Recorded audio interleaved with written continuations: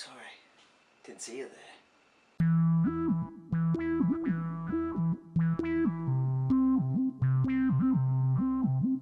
Hello, my curious, strange genital species. Welcome to another episode of KTG in the Cosmos. Oh! For this episode, I thought we'd take a break from learning because it is very draining and boring, isn't it? But before we talk nerd, let me say something. One Direction playing their concert. Who gives a fuck? Rugby World Cup. Who gives a fuck? Foreign politics with a corrupt regime of flocking refugees. Who gives a fuck? Now, before you say, Carl, you're heartless, I am. But we're here to talk like social recluses. So let's talk like social recluses. So, now that's out of the way, let's begin. On this episode, we're going to talk about the possibility of aliens, looking at UFOs, encounters, abductions, sightings, conspiracies, and actual science and physics behind the concept. So, what is an alien, you ask? Well, they're little green men with funny shaped heads, of course. They're people who love and have a firm interest in the anal region of humans. They enjoy a good trip now and again to American outback countries, kicking it back with the rednecks with the 4x4 vessel. In all seriousness, what would an alien look like? Well, the actual form, the actual form of an alien might be not so far from ourselves, only with bigger heads like a freak. The physiology may be similar, along with their structure as well. This is perfect for intelligent beings like myself. So for the sake of our arguments, let's say they are, okay? 'Cause I'm right! With regards to structure, backbone, size and standing up, gravity would have a huge part to play. So let's say their home planet have higher G's than our home. You might find beings with larger legs, like rhinos, to support their and keep them upright, essentially, against the force of gravity pushing down on them. Skin colour wise, I'll be careful I don't be racist here. I'm sure aliens have ghettos and white trash trailer parks. This would all depend on the type of their host star, essentially. Some stars, like red dwarfs, tend to give off different ultraviolet rays. This can affect the colour of the landscape of the planet and indeed plant life. This could also affect the colour of the aliens, so green skin isn't that far of a myth. In terms of people reporting to see flying objects, what a load of shit! Do you know how flying saucers even came about? You fucking liars. Well, let me tell you. In 1947, a pilot, Kenneth Arnold, was flying solo in his jet. He reported seeing a group or formation of crafts flying at supersonic speeds. At the time, obviously, there wouldn't have been anything like that invented. He did a few things to confirm what he was seeing. He changed the angle of his jet. He even positioned his mirror in such a way there would be a snow glow, a glare in the background, more or less. So the craft, while looking at the crafts, they would appear black over the white surface. But before he got to manoeuvre closer, they disappeared or they flew off. He reported his sightings to the local journalist, in which he said they skipped along the sky like flying saucers. But like typical journalist, he messed it up in the report and said that they looked like flying saucers, which spread like wildfire. After that, every motherfucker was saying flying saucers. Hey look, there goes one there! Curiously enough, in this day and age, more people report seeing wedged ships now, which is current model for the Air Force of the stealth bomber, for example. So really, people's accounts match the current technology of flight engineers. I don't have a problem with anyone reporting to see a UFO. The key word to highlight here is unidentified. Key highlighted word here, with a big massive bright highlighter. The highlighter, that's highlighted. The key word as a highlight. Did I mention it was highlighted?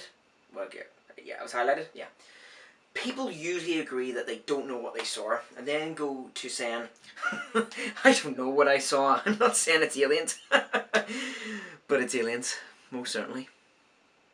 There's a huge jump between an unidentified object and an extraterrestrial spacecraft. A big jump. Now, I know some of you will start throwing embracing claims like, look at Roswell, look at the pyramids of Giza, stop being a sheep, you sheeple.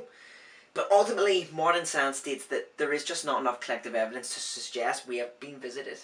Now, that's not to say they don't exist. We've already found 2,000 actual planets, so we know other planets are out there. However, we haven't found one like Earth. Like I said before, don't let the internet fool you in believing that we have. Alien life could be microbes, could be animal life. Intelligent life is just a lot harder to obtain and find. Now let's see what physics have to say about the matter. The biggest hurdle that they would have to overcome is the problem of distance. Space is really far across, and the distance between the stars is also really far across.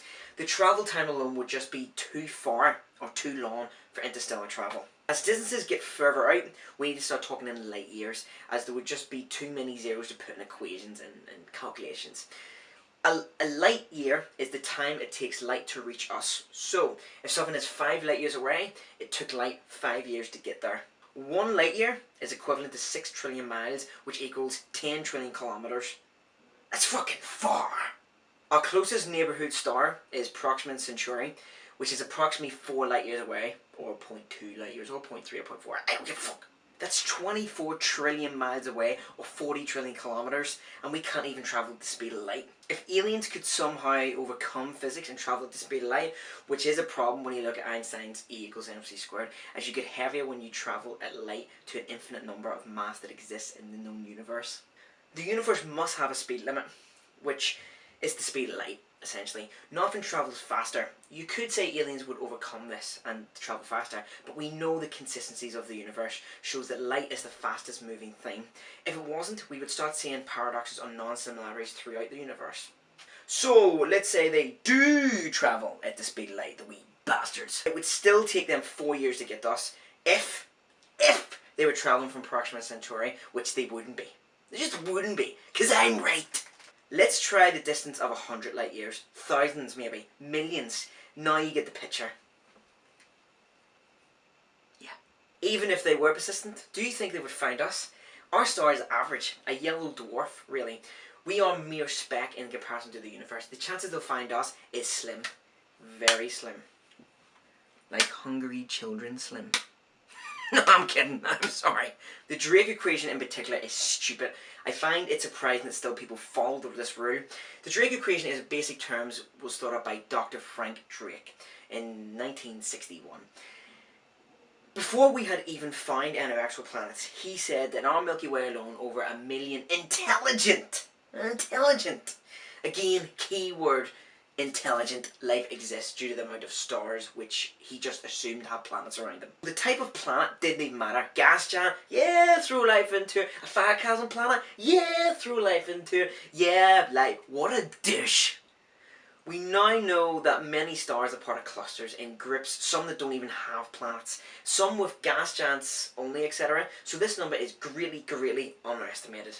Now, to be fair, it was during the early 60s. We have discovered so much since then. Many killers in particular, gamma rays, magnetars, black holes, etc. Lots of things that can kill life. So again, we've reduced the number. Not to mention basic things like a moon to stabilize the axes, tectonic plates so beings can mine metals, a Jupiter planet to give away the asteroids, many factors. So again, we've reduced the number to... I'll have to get my glasses a wee second. Let's see, so planets, magnetars, times by power 6. 1! Which is us. Before I forget, just a quick... Sorry, I got you to use the word nice. It just feels so great. Before I forget, just a quick mention to abductions. I'm not even going to explain that, because why would we even go there? Why do we need to know pure bullshit? One small question for abductions to anyone that believes in them or have been abducted. Why do they abduct hillbillies and simpletons?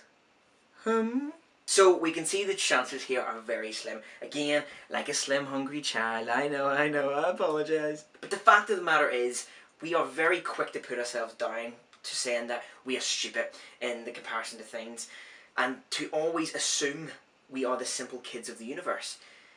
Not necessarily. We have achieved great deals. We could be unique. Probably not. The main fact, however, that we need to factor in is why would aliens even want to visit us? Let's be fair.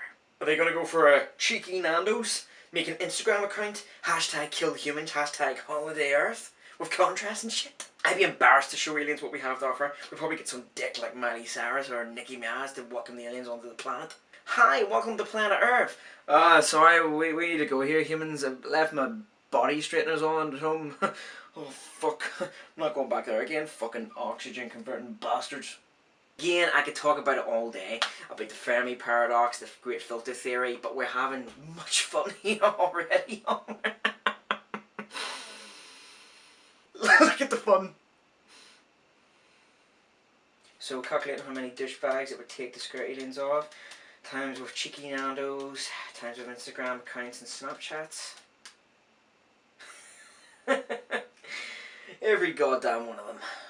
One thing I'm not going to do to close this is the typical YouTube video, which is, remember guys, if you like the video, comment below and subscribe. With the point, nah. But if you'd be so good to like and subscribe, yes. Thank you. Thank you. Thank you. Oh, thank you. Thank you. That's it. Sorted. You know, stuff about aliens and shit. So, they're green men. They like hillbillies. They don't like to have cheeky nandos. Make sure you've got that down in your notepad. Stay tuned for the next episode on... I have no idea. But yeah, stay tuned. Or don't. This is KGG preparing for launch. I'll see you in orbit. You've been watching KGG in the cosmos.